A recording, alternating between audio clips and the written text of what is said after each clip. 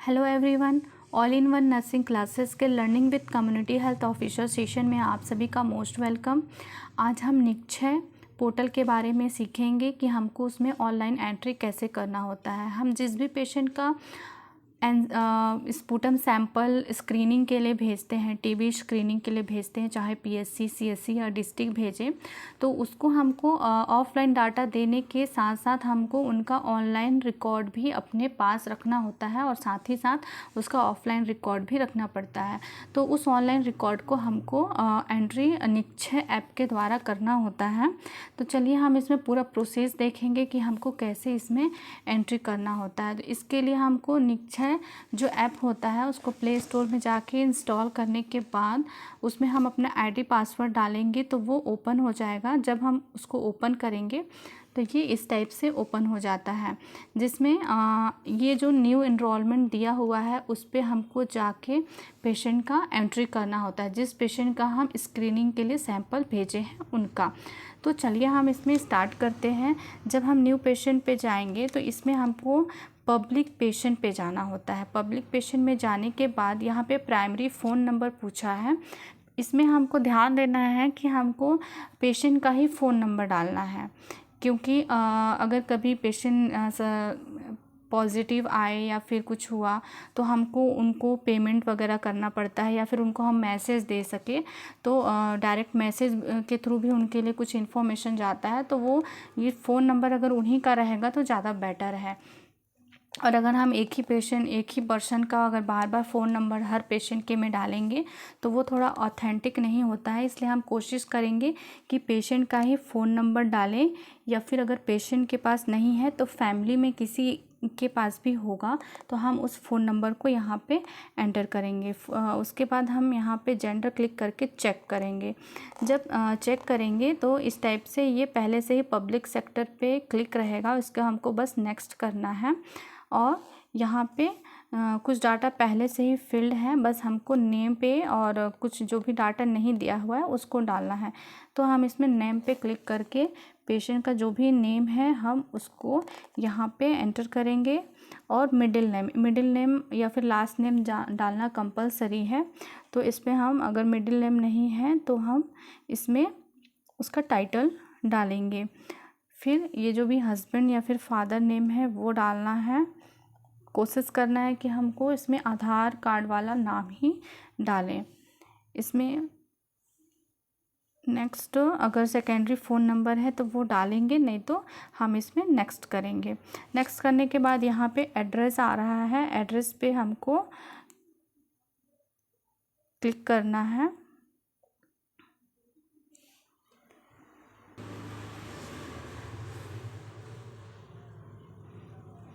Address डालने के बाद ब्लॉक जो भी यहाँ पे कंप्लीट पूछा है वो हमको यहाँ पे डालना है। अगर कोई स्पेसिफिक लैंडमार्क है तो उसको डाल सकते हैं, नहीं तो स्किप कर सकते हैं।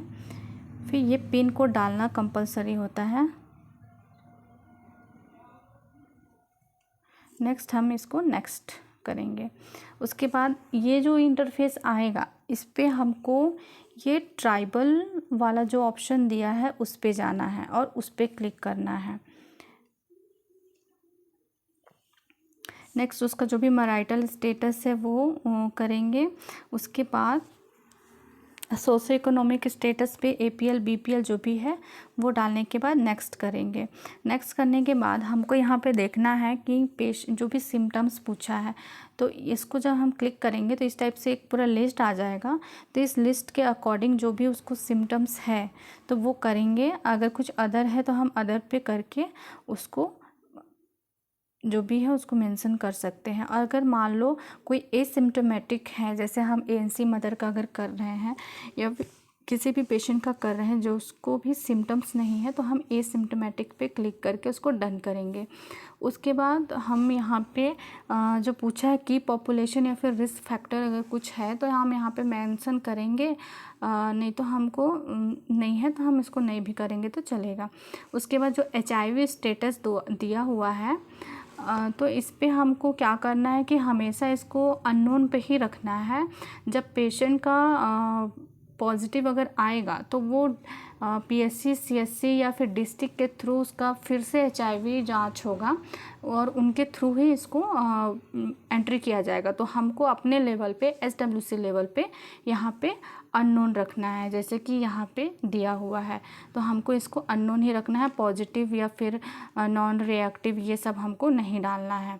उसके बाद हम यहाँ पे नेक्स्ट करेंगे। नेक्स्ट करने के बाद कॉन्टैक्ट पर्सन नेम पूछा हुआ है, मतलब उस जिस भी पेशेंट का हम सैंपल भेजे हैं तो कौन पर्सन है जिसके थ्रू हम उनसे कांटेक्ट कर सकते हैं, तो यहाँ पे उनका नाम लिखना है। हम यहाँ पे उनका मितानिन का जो भी नाम है वो हम यहाँ पे डाल सकते हैं। उनके एरिया में जो मितानिन आती हैं उनका नाम हम यहाँ पे डालेंगे। डालने के बाद उनका जो भी फ़ोन नंबर है वो यहाँ पे डालेंगे और कॉन्टैक्ट पर्सन का जो भी एरिया है वो यहाँ पे डालेंगे ताकि हम इनके थ्रू कभी हम कांटेक्ट कर सकते हैं। उसके बाद हम यहाँ पे जो ऐड दिया हुआ है इसको ऐड पे क्लिक करेंगे। जैसे हम इस पे ऐड पे करेंगे तो इसमें देखिएगा ये पूरा डाटा अब ये ऐड हो चुका है। पेशेंट का जो भी पेशेंट है उसका आईडी यहाँ पे जनरेट हो चुका है। जैसे आप देख सकते हैं ये जो है वो पेशेंट आईडी और करंट एपिसोड आईडी, ये पेशेंट का जो निक्षय आईडी बन चुका है। अब जब भी हम सैंपल भेजेंगे तो ये एंट्री करने के बाद जो भी हम डाटा भेजते हैं लिख के या फिर अलग से एक पर्ची बना के पीएससी या सीएससी में भेजते हैं सैंपल के साथ, तो पेशेंट के नाम के साथ हम उनका ये निक्षय आईडी भी साथ में भेज सकते हैं ताकि उनके लिए और ईजी हो। हमको अब अपने लेवल पे बस ये जो अभी का जो प्रोसेस था बस इतना ही करना है, इसके आगे और कोई भी एंट्री नहीं करना है।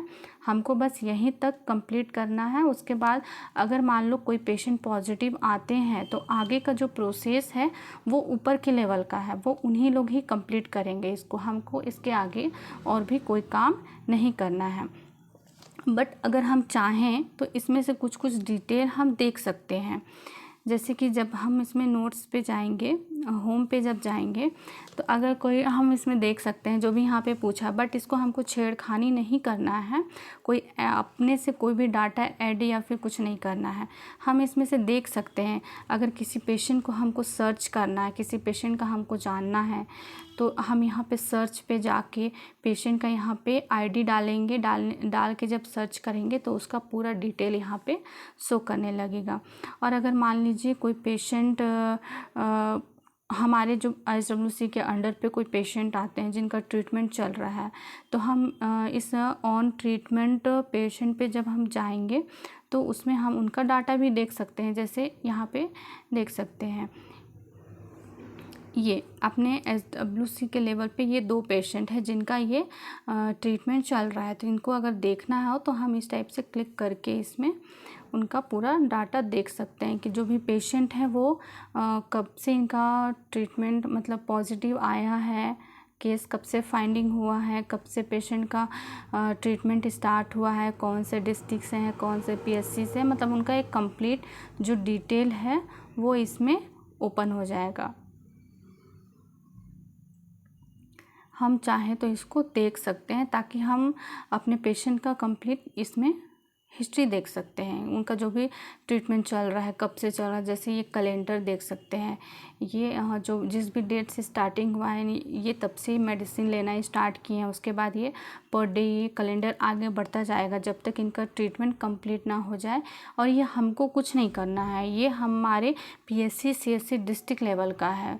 वहाँ से जैसे एसडब्ल्यूसी लेवल के जो पेशेंट होते हैं उनका मेडिसिन पीएससी या फिर सीएससी के लेवल पे होता है।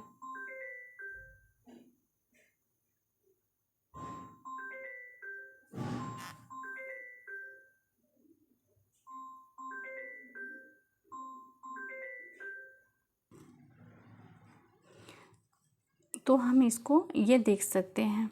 उसके बाद और भी हम इसमें कुछ कुछ अगर ऑन डायग्नोस्टिक पेंडिंग है किसी का तो वो हिस्ट्री वगैरह देख सकते हैं या फिर पेशेंट सर्च कर सकते हैं। तो बस हम इसको हम बस देखने के लिए यूज़ करेंगे। एंट्री हमको ये सब नहीं करना है। एंट्री तो ओनली हमको इनरोलमेंट करना है, जो मैं आपको प्रोसेस बता चुकी हूँ। उसमें हमको न्यू पेशेंट पे जाके उसका इनरोलमेंट करना है। इनरोलमेंट करने के बाद आगे का जो भी प्रोसेस है वो ऊपर लेवल का रहेगा। तो हमको इतना जो अभी एंट्री में बताई कि न्यू पेशेंट का एंट्री कैसे करना है, जिसका हम सैंपल करना है वो करना है। और अगर इसमें कोई डाउट होगा आप लोगों को तो ज़रूर मुझसे पूछिएगा। आई थिंक अब आप लोगों को इसमें कोई डाउट नहीं होगा। ऐसे ही इम्पॉर्टेंट वीडियो जानने के लिए मेरे चैनल को लाइक करें, सब्सक्राइब करें, मेरे चैनल से जुड़े रहें।